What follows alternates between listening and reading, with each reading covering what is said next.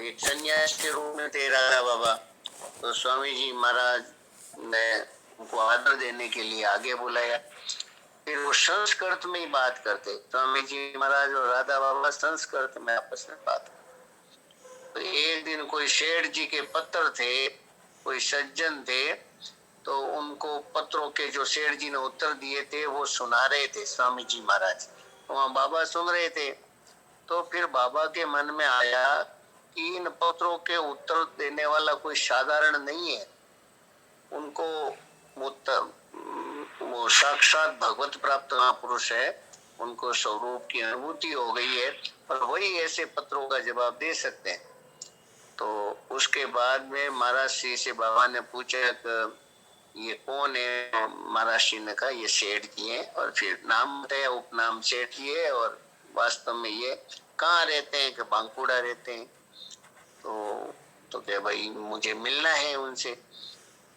तो आप बताओ कब मिलना है, उसी समय आपकी तैयारी करो। कहने में तो अभी मिलना है। वो राधा बाबा का तो ऐसा रहता तो बस आज ही आप तो तैयारी करवा दो।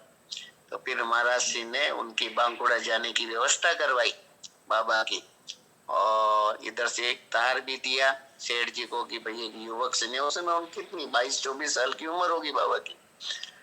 तो युवक सन्यासी है और बड़े प्रखंड विद्वान है, और आपसे मिलना चाहते, बांकुड़ा आना चाहते। तो फिर सेठ जी ने, घनश्याम जी जालान थे, उनको उनके वहीं रखा और मालूम पड़ा इस ट्रेन से आ रहे हैं।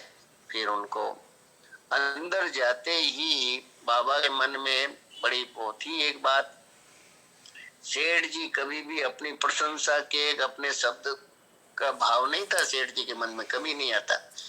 पर सेठ जी ने जो ही बाबा के पास बैठे, बाबा को प्रणाम किया और बाबा को तुरंत बोले। सेठ जी कभी भी अपने बारे में कुछ बताया नहीं करते थे, वे स्वयं को बड़ा सुगुप्त रखते। पर यहाँ पे उन्होंने, सेठ जी ने हिंदी मारवाड़ी मिश्रित भाषा थी और अपनी स्वरूप स्थिति का निवेदन कर दिया।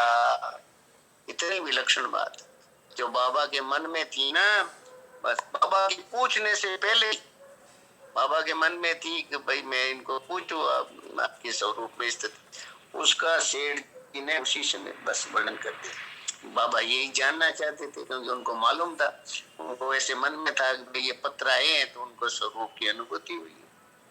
तो फिर बाबा को बड़ी प्रसन्नता हुई और बाबा बस एकदम सेठ जी के चरणों में ही पड़ गए। कई तरह की बातें होती, कई तरह की आपस में चर्चा होती, पर फिर जब बाबा बड़े विद्वान, तो बाबा को लगा, बाबा को भी श्रीमद् भगवत गीता पे बड़ा अच्छा एकदम था उनके। और तो शेर जी का देखा तो बड़ा विलक्षण देखा, शेर जी के भाव विचार वो तो कहीं उनको देखने में आए ही नहीं। तो उनके मन में आई कि इन विचारों का, इन चिंतन को लिपिबद्ध हुआ तो संसार एक दिव्य और दुर्लभ निधि से वंचित रह जाएगा। ये बाबा के मन में आई और बाबा ने सेठ जी से कहा कि आप गीता संबंधी अपने विचारों को लिपिबद्ध कर दो। तो सेठ जी ने व्यवस्था से, तो बाबा ने कहा आप आपके विचार मुझे बताओ और उनको मैं लिख करके आपको दिखाता हूँ। यदि आपको लगे कि मेरे द्वारा ठीक लिखा गया है तो फिर लेखन कार्य हो।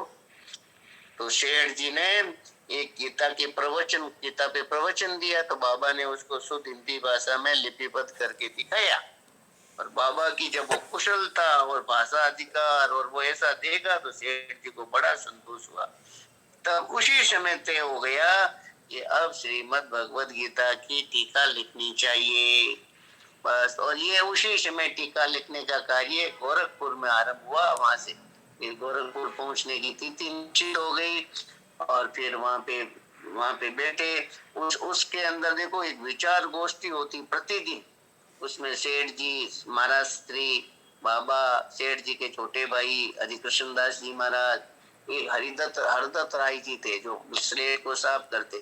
वो पढ़े लिखे नहीं थे, वो स्लेट पहुंचने का कार्य करते। तो सेठ जी कहते थे ये चर्चा करने वाले को जो लाभ है वही हरदत्त राय जी को होगा। और कभी कभी अखंडानंद जी महाराज भी पधारते। इस गोष्ठी में गीता जी के श्लोकों पर भिन्न भिन्न आचार्यों के मतों को बतलाते हो। वहां शंकराचार्य ने ये कहा, उन्होंने ये कहा, उन्होंने ये कहा, फिर उससे आपस में विचार होता, फिर इस पे सेठ जी अपना मत देते और उन विचारों को फिर बाबा लिपिबद्ध करते। बड़ी बड़ी विलक्षण, ये कोई तत्व विवेचनी मामूली नहीं है, ये बड़ी बड़ी भगवान की विशेष कृपा से लिखी गई है, विशेष कृपा बड़ी। नहीं तो आज कहाँ मिलता है ऐसा, बताओ आप। सेठ जी के विचारों को ऐसे लिपिबद्ध करना, ऐसे लिखना, फिर सेठ जी को दिखाती। तो ऐसे ऐसे करके ये ऐसे, इसका सबसे पहले गीता तत्वांग के रूप में हुआ था 1940 के अंदर, कल्याण के तत्वांग में आया था ये गीता तत्वांग। फिर गीता प्रेस के द्वारा गीता तत्व विवेचनी के नाम से गीता प्रेस से प्रकाशित हुई। तो ये ऐसे ऐसे ऐसे विलक्षण है ये तत्व विवेचनी, ये मामूली नहीं है।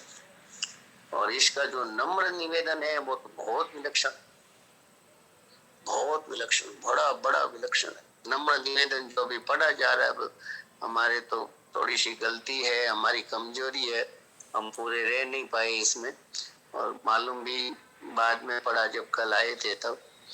पर बहुत विलक्षण है, बहुत विलक्षण, बहुत विलक्षण। इसलिए हम सब बड़े भाग्यशाली हैं, भगवान की हम सब पर अत्यंत कृपा है। कैसे कैसे महापुरुष किन किन के हृदय में कैसे कैसे भाव प्रकट कर देते हैं, और कैसा कैसा काम हमारे घर बैठे। बताओ आप, घर बैठे हमारा काम बन रहा है, घर बैठे। नहीं तो बताओ अपन कहाँ सोचे, कैसे करे, कब पढ़े, और कैसे इसके ऊपर ऐसी बातें हुए, विवेचन हुए। मैं तो कह रहा हूँ एक बात पे भी अगर हमारी दृष्टि चली जाए तो हमारा ये हो गया, सफल हो गया। सुनने मात्र से, नम्र निवेदन सुनने मात्र से, समझ में नहीं आया तो कोई बात नहीं, क्या नहीं समझ में आएगा। हमारे महापुरुष ऐसे कृपालु है, ऐसे दयालु है, ऐसे करुणामय है, वो सब कुछ हृदय में बैठा देते हैं, सब कुछ। एक श्लोक की एक, हमारे सेठ जी फरमाते, एक श्लोक जो आज भी बोला, एक श्लोक का भाव अगर बस उसके अनुसार जीवन बन गया तो बस हो गया काम। और हमारे सेठ जी तो, सेठ जी स्वयं कहते हैं कि मेरे के अंदर तो कुछ नहीं है, और बताओ कितना है। तो गीता हुआ अद्भुत भंडार है, अद्भुत भंडार है। डूबते जाए, गोते लगाते हैं, बस खूब माल मिलता है, खूब। बड़ी भगवान की कृपा है हम लोगों पर। हाँ बताओ बाबा। हाँ हिगम जी बताओ। बस एक ही बात कहना है कि जो आप, हाँ जो आपने कहा ना, तो नम्र निवेदन का और भाषण मतलब बाण, ये तीनों मिला के पूज्य सेठ जी के चरणों तक पहुंचा दिया हम लोगों को। नम्र निवेदन बिल्कुल हृदय से मैं कह रहा हूँ। बस यही बात, एकदम यही बात है। समय हो गया तो हम कार्य आप शुरू करो।